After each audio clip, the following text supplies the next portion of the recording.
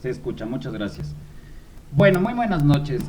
Queremos hacer una serie corta de Economía 101 y queremos empezar, por supuesto, con algún tipo de definición de qué es la economía, porque eh, alrededor de 100 años atrás la economía fue prácticamente secuestrada por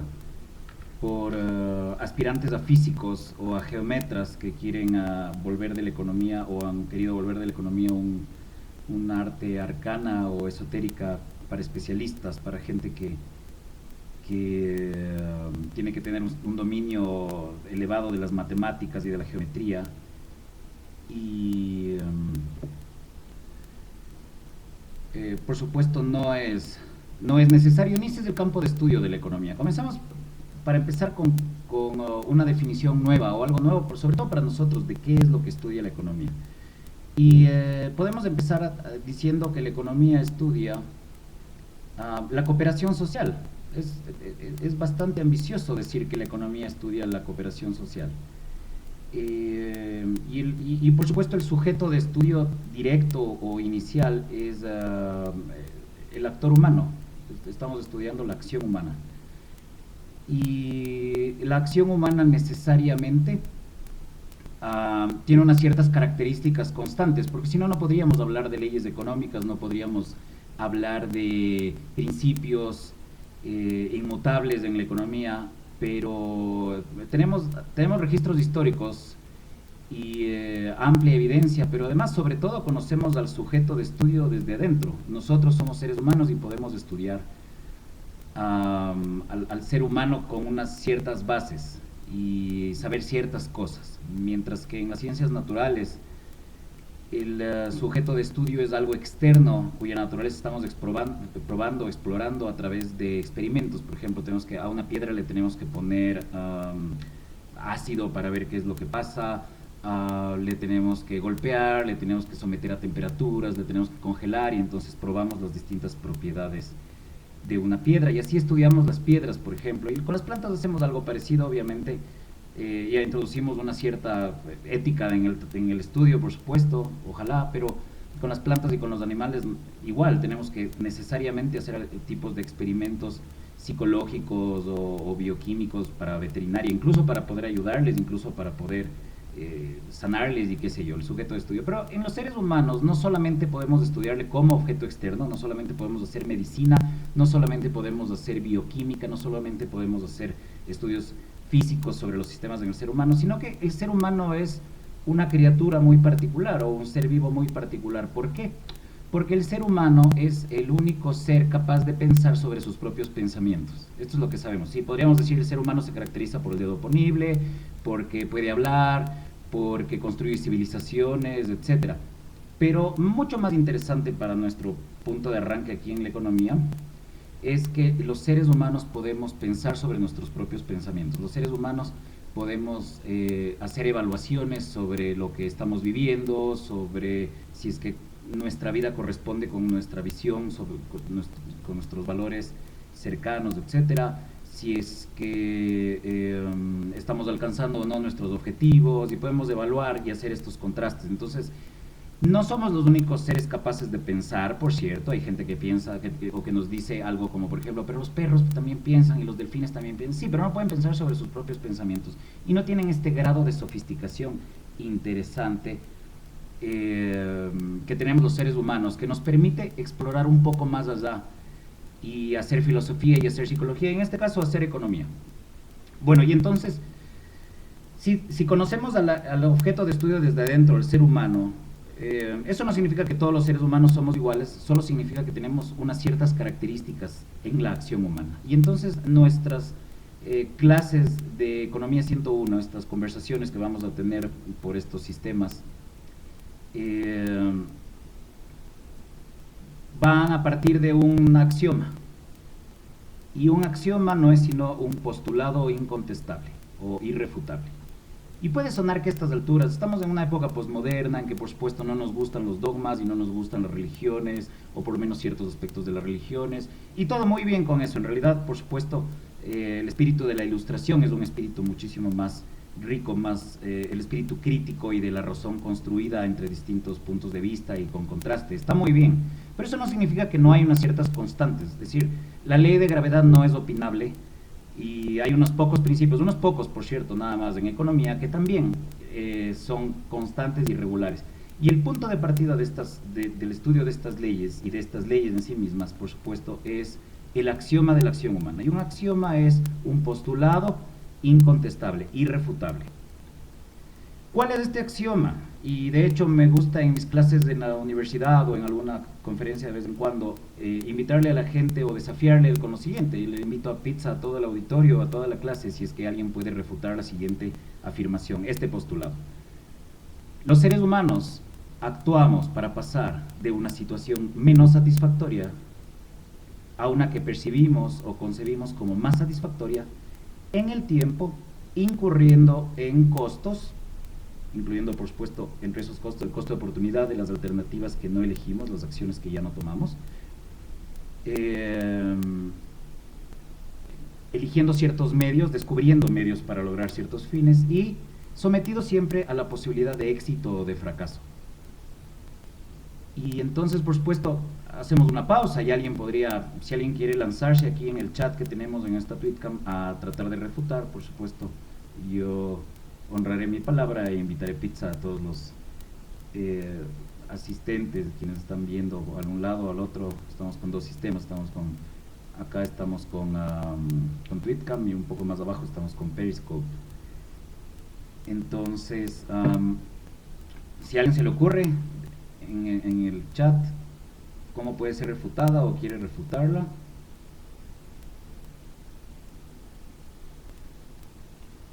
entonces bienvenido. Y tenemos pizza todos ganamos aquí.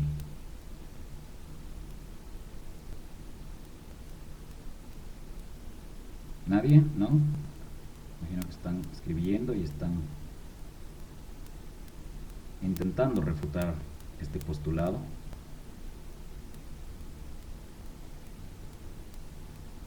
Y entonces me voy a lanzar de una vez a decirles por qué el postulado no ha sido refutado y por qué podemos decir que este postulado es un axioma, que es axiomático, que es tan fuerte como una verdad sólida y permanente.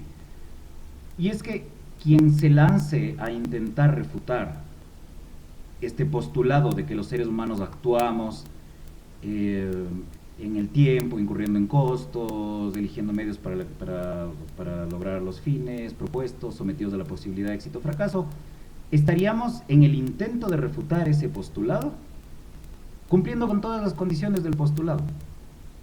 No hay forma de decir, los seres humanos no actuamos, ese acto comunicacional, ese intentar decir que no actuamos así, que los seres humanos no somos eso, o la acción humana no es eso, cumple ya con todas las características de una acción humana y del postulado. Entonces, fíjense, de manera introspectiva, de una manera simplemente observacional, tenemos una verdad sólida. No tiene que ser, no es un dogma, simplemente es un postulado sólido y nos sirve de base para deducir algunas otras cosas sobre la acción humana. Entonces, la base de la economía es el estudio de la acción humana, decíamos. La economía no es un fenómeno material, no es acerca de dinero y no es acerca de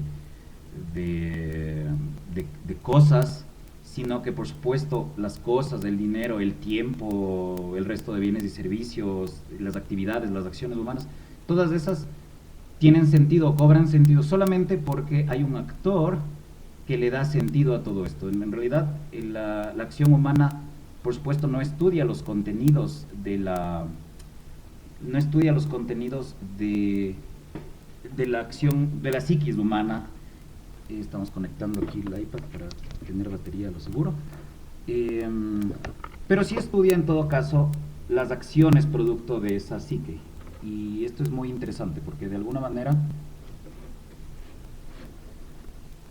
ver cómo nos ubicamos así, eso es. De alguna manera, Lo que nos interesa son las acciones y esto nos lleva a un primer concepto. Es decir, si ya tenemos el axioma, ya podemos empezar con algunas leyes o principios de análisis económico. Y en esta conversación en la cual nos vamos a tomar unos 40-45 minutos, vamos a sentar bases del análisis. Entonces, lo vamos a hacer lo más concreto posible, pero tenemos que sentar estas bases. Y la primera es justamente el principio de preferencia demostrada. Tal vez alguien diría, bueno, yo en vez de estar en esta clase en la universidad o estar sentado en esta oficina trabajando, preferiría estar en una playa en Brasil. Y sí, es muy loable, pero es mentira, porque si uno quisiera, haría lo posible o lo imposible para tratar de estar ahí. Por último, tal vez no lo logre, pero no está ni siquiera intentándolo. ¿Qué nos está diciendo la persona con el hecho de que esté sentada en ese escritorio, en esa aula? Nos está diciendo que en realidad, no importa lo que diga, lo que prefiere es lo que está haciendo. Y eso es la preferencia demostrada. La preferencia demostrada es el hecho de que los seres humanos no eligen lo que dicen que eligen, sino lo que sus acciones demuestran que eligen. Vamos si nos ubicamos un poco ahí, no. Así tampoco. En fin. Entonces, bien. Entonces, los seres humanos hablamos en realidad a través de nuestras acciones. Esto es muy importante para el análisis económico. ¿Por qué? Porque aquí viene el primer principio propiamente económico. Digamos que la preferencia demostrada es una base metodológica si nos queremos poner un poco estrictos. Pero el primer principio es el siguiente principio, el principio de intercambio. Esta es una ley. Ojo que parece que estuviéramos hablando de cosas extremadamente básicas, pero hay escuelas económicas que no entienden y no honran el principio de intercambio. Por eso no entienden el libre comercio, por eso no entienden los mercados, por eso es que nos salen con patanadas, si me permiten, como decir que el comercio no crea riqueza. Es completamente absurdo. Por aquí me dicen que estamos de cabeza. Bueno, no es una película espacial, entonces no nos interesa estar de cabeza. Ya. Digamos que estamos bien ahí. Muchas gracias, Javier. Entonces, el principio de intercambio. Empecemos por el principio de intercambio. Imaginémonos dos personas, Pedro y María. Pedro tiene un celular y María tiene $300 e intercambian. Esa acción, ¿qué nos dice? ¿Qué nos demuestra? ¿Qué dice esa acción? ¿Cuál es la preferencia demostrada de esa acción? Y es la siguiente. María prefiere el celular que tiene Pedro y Pedro prefiere los $300 que tiene María. Y esto nos permite hacer ya una clasificación extremadamente interesante, que nuevamente hay escuelas de economía que no entienden o no exploran o no honran. Y esto tiene consecuencias monumentales. Parece que estuviéramos hablando de cosas muy básicas, pero esto es extremadamente importante. Y es la diferencia entre valor, precio y costo. Y esto lo vamos a ejemplificar con cómo vamos los ecuatorianos y cómo van los colombianos a la tienda. Los ecuatorianos vamos a la tienda y le preguntamos a la señora que atiende en la tienda cuánto cuesta algo. Tomamos una lata de frijol o algo, o tal vez, no sé, un marcador de pizarra, y preguntamos, señora, ¿cuánto cuesta esto? Y la señora, ¿qué nos debería responder? La señora nos debería responder, básicamente, ¿y a usted qué le importa? Eso no es asunto suyo. ¿Por qué nos debería responder esto? Sencillo, porque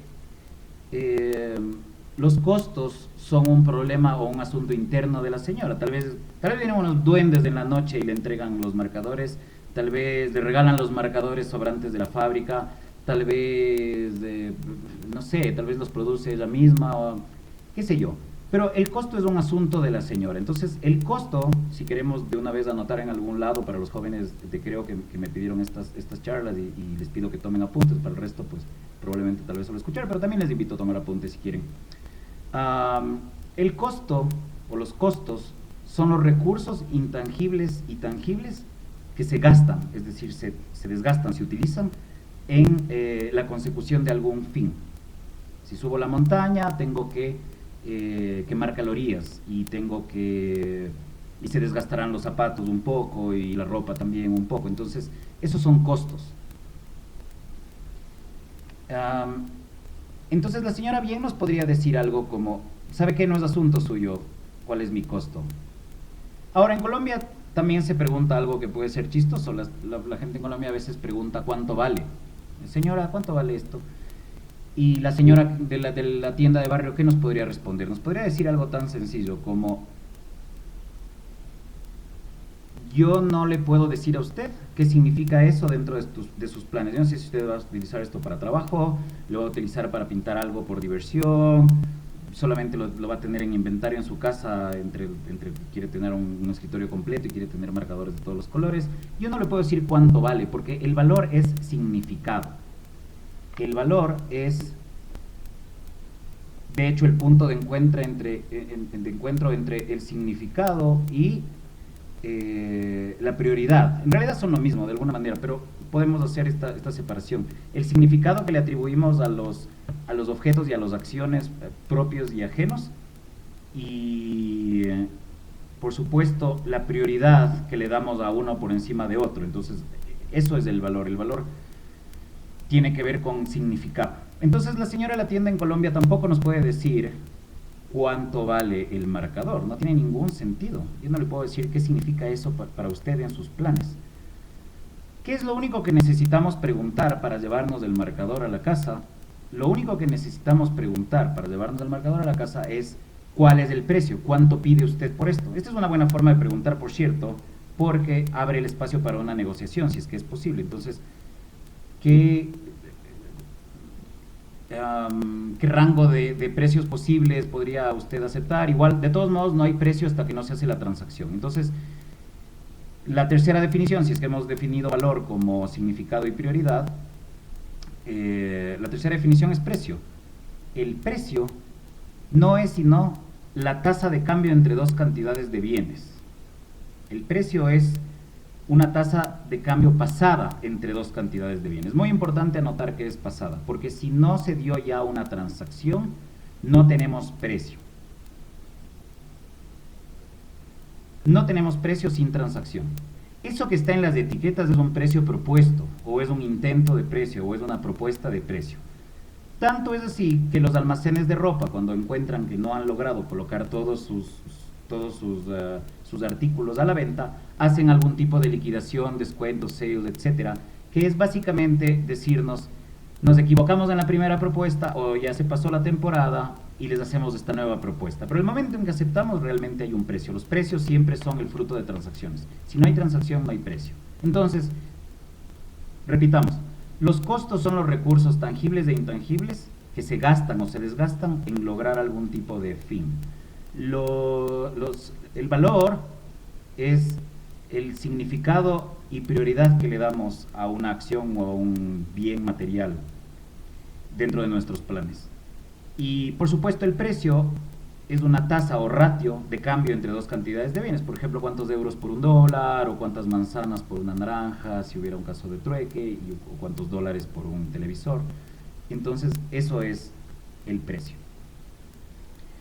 Y en el principio de intercambio podemos ver esto claramente. El principio de intercambio es la primera ley económica que nos interesa explorar, porque nos enseña que cuando Pedro y María intercambian el celular de Pedro por los dólares de María, como habíamos dicho, los dos están demostrando que tienen como preferencia, como prioridad, lo que tiene el otro por encima de lo que tienen ellos. En otras palabras, están dispuestos a renunciar a aquello que poseen para obtener eso que no poseen. Y en esto los seres humanos somos únicos. Los seres humanos somos los únicos seres que hemos descubierto el comercio, ya sea del trueque o con dinero, capaces, en otras palabras, de renunciar a algo que sí apreciamos para obtener algo que apreciamos aún más. Ningún otro ser vivo hace esto, o ha descubierto esto, o ha desarrollado esto. Hay otros primates avanzados, por supuesto, los bonobos, notablemente, hay chimpancés con los cuales se ha hecho experimentos. Es muy interesante cómo se ha hecho experimentos. Se les da unos tickets, por ejemplo, y pueden cambiar por comida, y se les da unas uvas, y se comen las uvas, pero no han descubierto que pueden deshacerse de las uvas o una cierta cantidad de uvas para obtener un plátano que les interesa más. Esta renuncia de algo que apreciamos para obtener algo más valorado por nosotros es algo que solo nosotros hemos descubierto, desarrollado. Somos básicamente, de alguna manera, somos el primate que intercambia, somos el primate que comercia en ese sentido. No solo eso, por supuesto, tenemos las artes, tenemos la filosofía, somos capaces de pensar sobre nuestros propios pensamientos, somos capaces de hacer psicología, de corregir nuestros hábitos mentales, tenemos algunas características únicas. Pero esta del comercio es muy interesante. ¿Y cómo podemos ilustrar esta con un ejemplo un poco más extremo, si quieren ustedes? Es muy sencillo. Pensemos en que tenemos una tía abuela que tiene diabetes y necesitamos conseguir para ella una ampolleta de insulina porque está tal vez a riesgo de sufrir un desmayo, un coma diabético, y vamos a la farmacia. Y le pedimos al dependiente de la farmacia, al chico de la farmacia, que nos venda una ampolleta. Si le preguntamos cuánto vale, estamos cayendo en ese error, en ese absurdo. Él no sabe cuánto vale para nosotros, y no hay cómo ponerle además un número. Esto es muy importante, el valor no es medible. Igual que la felicidad no es medible, y los psicólogos saben eso, ahí se puede hacer algún tipo de contraste, se puede inventar unas escalas, pero en realidad no hay una unidad para el valor, y esto es muy importante. En muchos textos de microeconomía se pretende que sí hay, y cuando se les pregunta a estos profesores de microeconomía, bueno, ¿de dónde sacó usted estos útiles o estas medidas de valor que está mencionando? Retroceden y te dicen como si no fuera importante, pero todo el resto la mitad del semestre se basa en unos gráficos basados en esos números que se sacaron quién sabe de dónde. Al chico tampoco le podemos preguntar, al de la farmacia, ¿cuánto cuesta? Él no sabe todo lo que pasó, el transporte, el camión, las ampolletas, el contenido, la propia insulina, el laboratorio, los sueldos del laboratorio, todo esto. Él no sabe, y no necesita hacer eso además para poder distribuir insulina. Él sabe para qué funciona y cuál es una dosis, lo que sea que necesite como farmacéutico. ¿Qué necesitamos preguntarle para llevarnos la ampolleta? Simplemente necesitamos preguntarle cuánto pide o cuánto es el precio de esa ampolleta. Entonces vemos, valor es cuánto importa para nosotros, y ese cuánto es en un sentido figurado. No existe una unidad, no se puede medir. El costo tampoco es algo que sabemos. Alguien está calculando esos costos, obviamente, para que la farmacia sea rentable, y por eso están las farmacias ahí. Son negocios. Pero el precio es una tercera cosa. Y valor, precio y costo no son lo mismo. Y volvamos al principio de intercambio. Un pensador extremadamente importante en la historia de la humanidad, que es Aristóteles, a quien le debemos muchísimo, por cierto, porque Aristóteles es la base bueno, Aristóteles y pensadores como Aristóteles pues, son la base del florecimiento de la Grecia clásica, de lo que sea que haya sido bueno en Roma, porque había muchas cosas que no lo eran. Luego el desarrollo de estas ideas y todo este cúmulo de ideas que podríamos llamar aristotélicas, socráticas, etcétera, se pierde. Europa cae en un periodo más bien platónico, propiamente dicho, más desapegado de este mundo, más apegado al dogma y al temor de ultratumba y etcétera. Pero cuando regresan las ideas de Aristóteles a Europa, tenemos el Renacimiento, y de hecho los árabes, las élites de intelectuales árabes son las que conservan este pensamiento de los clásicos, al igual que los monasterios, los monjes en Irlanda y otros lugares. Entonces, cuando vuelven otra vez las ideas de Aristóteles a la luz, tenemos otra vez un florecimiento. ¿Por qué nos interesa hacerle esta loa a Aristóteles? Porque ya que le mencionamos de una vez. Pero Aristóteles comete un error tremendo cuando analiza el comercio, y él sostiene que para que el comercio sea justo, para que ocurra, para empezar, tiene que haber equivalencia, tiene que haber igualdad de valor entre dos cosas. Por ejemplo, 20 horas de pintura de brocha gorda tienen que valer lo mismo que los quintales de papas por los cuales estamos intercambiando eso, si le pagamos al pintor o a la persona que va a pintar en especie de nuestra huerta. Y esto es un error, porque si hubiese equivalencia, si valieran lo mismo los dos bienes, nos daría lo mismo. Y recuerden el axioma de la acción humana, nosotros buscamos pasar a una situación que percibimos como más satisfactoria. Entonces, no tendría ningún sentido y no actuaríamos. Y la razón por la cual actuamos y por la cual demostramos preferencia es porque realmente valoramos más lo que tiene el otro. Entonces, fíjense cómo hemos demostrado a través de estas bases tan sencillas del análisis económico que el comercio crea riqueza, porque el comercio lo que hace es hacer que los bienes lleguen al momento y lugar donde son más valorados, desde el momento y lugar donde son menos valorados, hacia gente que valora más y aprecia más esos bienes. Entonces, fíjense, en las bases más esenciales de análisis económico ya tenemos una refutación a esta idea que algunos hemos escuchado en estos días sobre que el comercio no crea riqueza. El comercio desde luego crea riqueza y las ciudades comerciales son ricas y muy prósperas, y no solo prósperas materialmente, sino culturalmente, porque son centros de intercambio de ideas.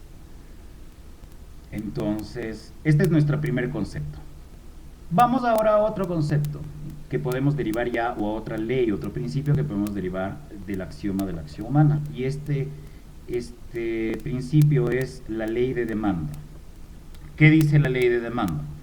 La ley de demanda, damas y caballeros, dice que si nada más cambia, es decir, si no hay ningún otro cambio más allá de solamente el precio, si nada más cambia y sube el precio de un bien, su cantidad demandada será igual o menor, nunca mayor. A veces digo igual o menor, y la gente dice menor. No, pero no estamos haciendo A o B, estamos haciendo es igual o menor, porque no sabemos. Por ejemplo, en el caso de la insulina, justamente, si sube el precio para los diabéticos, no caerá la demanda si están en su dosis mínima o necesaria para el día. Simplemente los diabéticos, las familias de los diabéticos, sacrificarán o renunciarán a otro tipo de bienes en su canasta, pues saldrán menos al cine o no se irán a comer comida japonesa, lo que sea que les guste, pero no renunciarán a la insulina. Lo mismo pasa con ciertos artículos de primera necesidad. Entonces no podemos decir que siempre la cantidad demandada será menor, tiende a ser menor en general, pero puede ser igual o menor. ¿Qué tanto igual o menor? ¿Qué tan menor será la cantidad demandada? Depende, por supuesto, de qué tan indispensable sea el bien dentro de los planes y de las prioridades de esos actores humanos. Entonces, la ley de demanda dice esto, y vamos a hablar sobre una situación en que al parecer la ley de demanda se rompe, y es una situación llamada situación Giffen. La situación Giffen es una en la cual, y este es el ejemplo clásico de esto, la papa en Irlanda sufre una helada, y a medida que se va volviendo escasa y se va volviendo más cara, aumenta la cantidad demandada y se busca aún más papa, y se requiere más papa de parte de los ciudadanos irlandeses. Pero hay un rompimiento de este postulado, de esta condición que habíamos dicho, de que todo permanezca igual, porque en el caso de la papa en las heladas irlandesas, estaban desapareciendo los sustitutos, entonces no se mantiene. Esta expresión en latín, esto en latín se dice, se lo expresa con la siguiente expresión, valga la redundancia, ceteris paribus. Ceteris paribus es decir que nada más cambió. Pero en el caso de la desaparición de los sustitutos de la papa, a pesar de que la papa estaba subiendo de precio, igual estaba aumentando la cantidad demandada, pero habían desaparecido los sustitutos. Entonces ahora la papa no solo era papa, era papa y reemplazo de una serie de cosas. La papa se había vuelto un bien distinto. Y esto es muy importante. Los bienes no son sus características físico-químicas. ¿A qué me refiero con esto?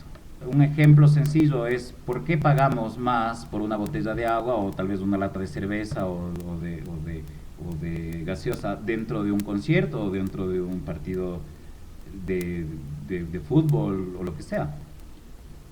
Es porque no es el mismo bien. La gente comete un error cuando dice o vamos con no sé, vamos con la tía abuela. Nuevamente estábamos hablando de la tía abuela. Entonces llevemos a la tía abuela a un restaurante. Queremos tratarle bien ese día, hacerle un mimo a la tía abuela, que ha sido siempre muy buena gente con nosotros. Y la tía abuela nos dice, ¿por qué estamos pagando, qué sé yo, $15 por este plato si yo puedo hacer en la casa por tanto? Porque no es lo mismo. Puede ser que físico-químicamente sea el mismo plato, por supuesto, sí, se puede lograr lo mismo o parecido, tal vez asumiendo que no hubiera unos cocineros especializados en el restaurante que hagan además que sea distinto. Pero estamos pagando por el entorno, por la experiencia.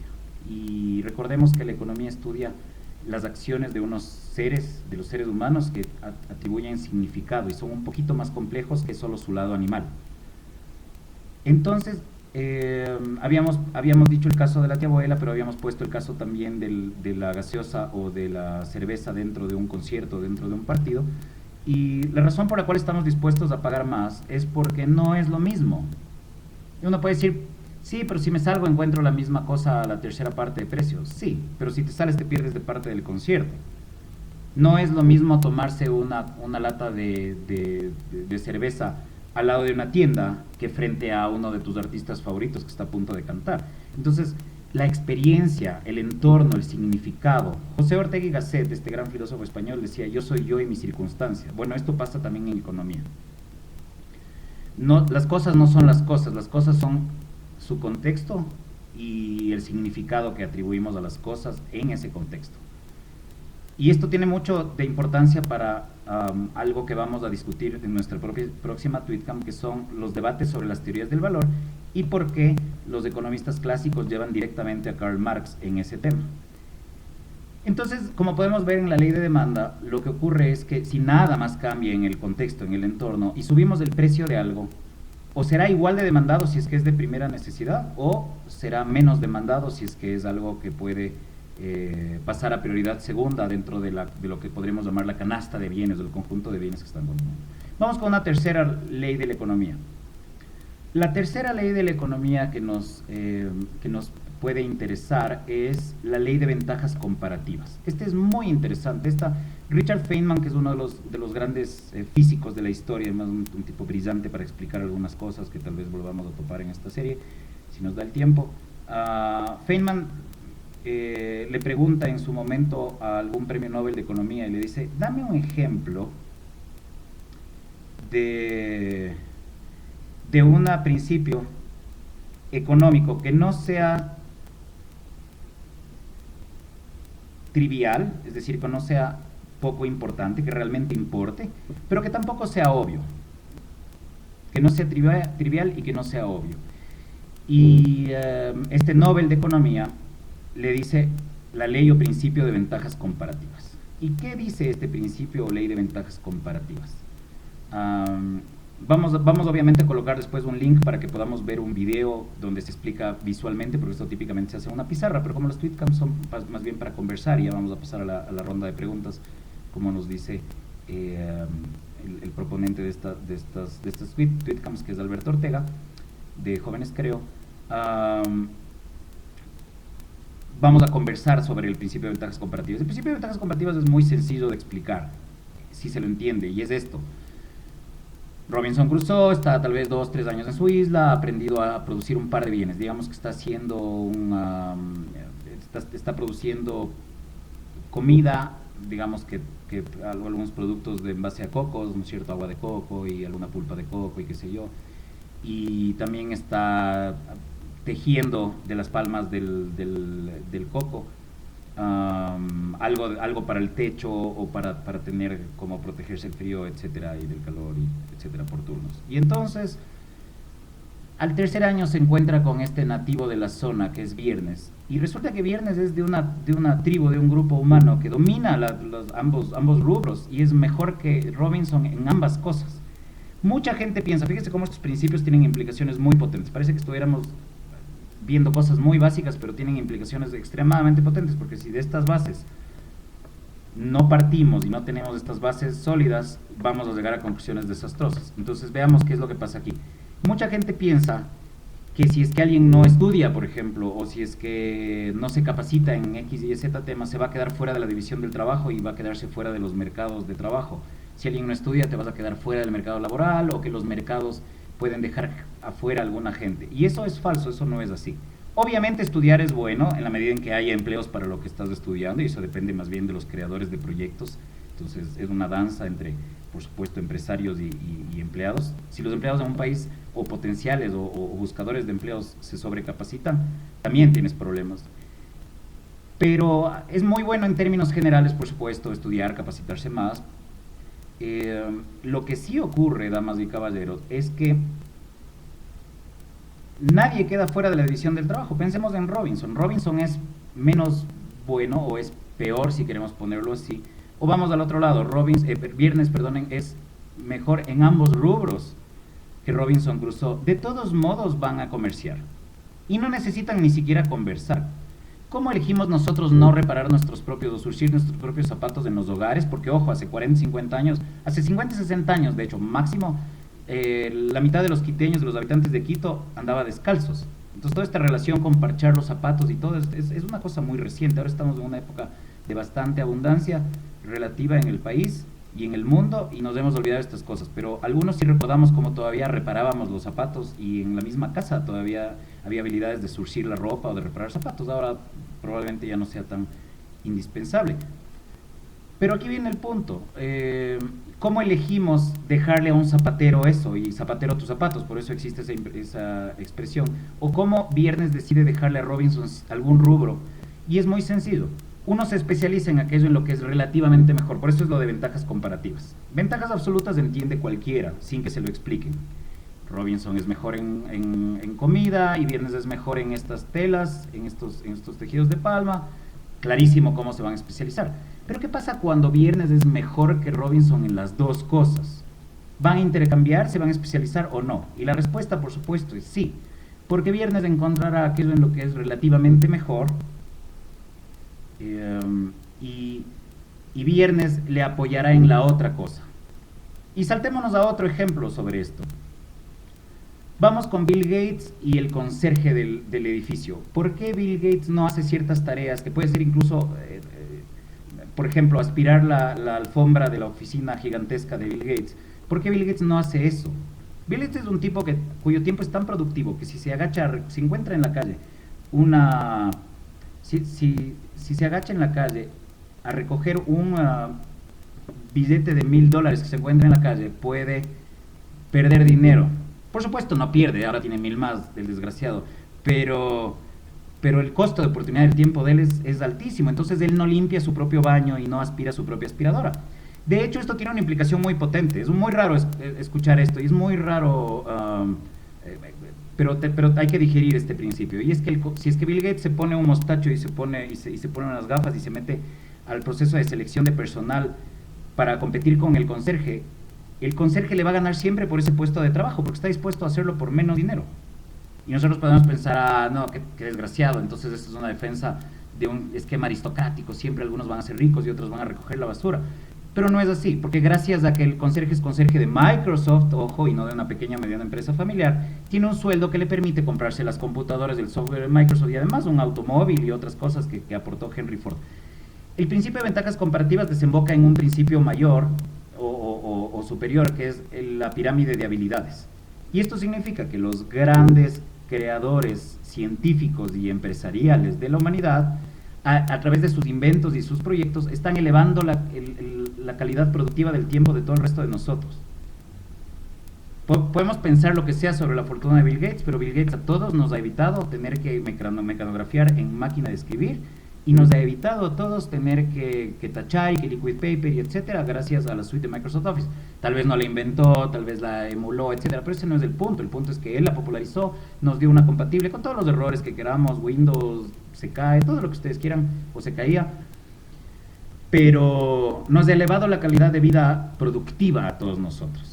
Entonces muchas veces se piensa o se dice como ataque a la economía de mercado, que es un sistema trickle down, en que supuestamente los ricos se hacen más ricos y algo se riega hacia los demás. No tiene nada que ver con eso, esa es una visión conservadora y es absolutamente burda. No es que le das una propina a alguien porque te cuide el yate, o yo creo empleos pero yo me quedo con el yate, no tiene nada que ver con eso. Eso es en bienes suntuarios y de consumo, eso está ahí, pero eso es absolutamente poco importante. Lo interesante es que estos grandes capitalistas, estos grandes empresarios de la historia no están creando solamente bienes de consumo, están creando bienes de producción, porque también están compitiendo entre sí. Los productores de tractores, los productores de sillas de ruedas, fíjense, hay algunas especies que dejan a sus débiles fuera o les dejan morir, y el pool genético favorece a los más adaptados, incluso a los más fuertes a veces en algunas especies, etcétera. Nosotros tenemos una competencia de mercado, una competencia de empresarios, de capitalistas como Bill Gates, que incluye a cada vez más gente en el proceso productivo. En Windows tenemos accesibilidad. Windows lo puede utilizar gente ciega, lo puede utilizar gente sorda, gente que tiene algún tipo de problemas de ubicación de colores, daltonismo, etcétera. Está hecho para incluir a cada vez más gente. Entonces, los grandes productores no solamente se especializan en producir bienes de consumo, sino que la pirámide de habilidades es el corolario del principio o ley de ventajas comparativas, que nos explica que los grandes genios y empresarios también están compitiendo por crearnos herramientas mejores y están elevando nuestra calidad y tiempo productivo. Y nosotros, a cambio, ¿qué hacemos? Obras de teatro, novelas, panfletos, partidos políticos en contra, queremos ahorcarles, tirarles al río, expulsarles, lanzarles al paredón, etcétera. Entonces, por eso es muy importante, desde los primeros principios, poner las cosas en orden. Bueno, tenemos 41 minutos de exposición, hemos visto tres principios económicos. La próxima TweetCam vamos con los temas del valor y el debate sobre los temas del valor. Ahora quiero abrir a unas preguntas, entonces Beto, que nos pidió que hagamos la ronda de preguntas, tal vez quiera arrancar.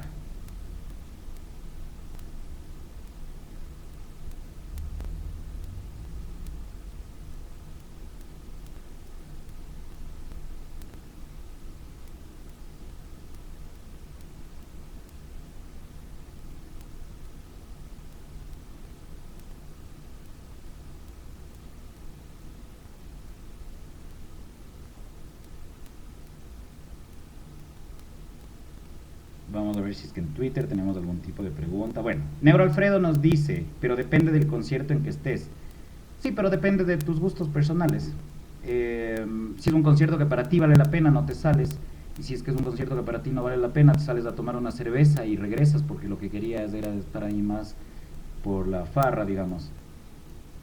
Entonces, entonces sí, por supuesto depende del concierto, de qué significa para nosotros. Recordemos que todos tenemos mundos interiores, psiques únicas e irrepetibles. Todos, cuando decimos la palabra silla o la palabra mamá, pensamos en alguien completamente distinto, con un olor completamente distinto, con un trato hacia nosotros completamente distinto.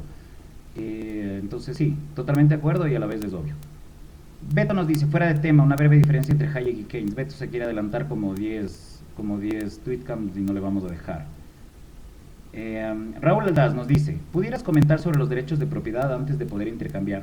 Sí, vamos a hacer esto en la próxima o en la subsiguiente, en que vamos a hablar de la ética de la economía y vamos a hablar de los conceptos de Locke sobre derechos de propiedad, las tres formas de adquirir propiedad. Esto es muy raro, pero ni siquiera en las facultades de derecho se enseña y es porque sospecho que la gente sería naturalista y mucho más defensora de la propiedad y entonces los abogados que nos quieren complicar la vida y regularnos la vida, que también los hay, no son todos obviamente, pero una buena parte de los kelsenianos se encontrarían sin trabajo rápidamente si nos damos cuenta todos de que tenemos derechos.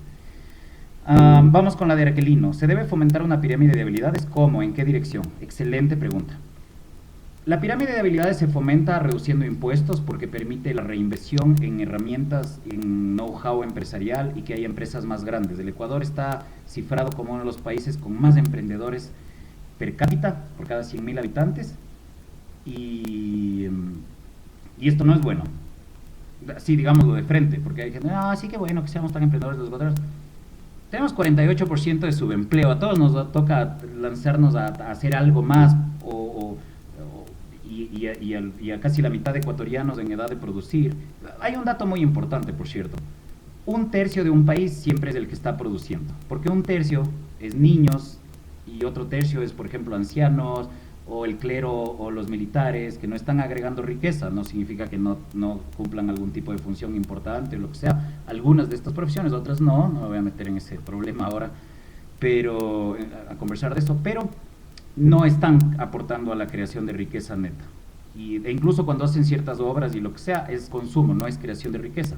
Sabemos que es consumo porque se está gastando y se está dejando algo que no está testeado por el mercado. Solo a través de los mercados podemos saber si es que alguien valora eso más que el precio pagado por esto y que los costos incurridos detrás, por supuesto.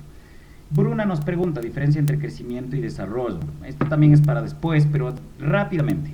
El crecimiento es muy importante. Si no tenemos más tractores, no tenemos más gente con empleos que son más productivos y con el asadón no salimos de pobres. A veces alguien dice, pero ve la pobreza en Chimborazo de los agricultores. Y estoy completamente de acuerdo y por supuesto, ojalá salgamos rápidamente de esos niveles de pobreza en algunas partes del país y otros por supuesto muchos, en costa, en sierra.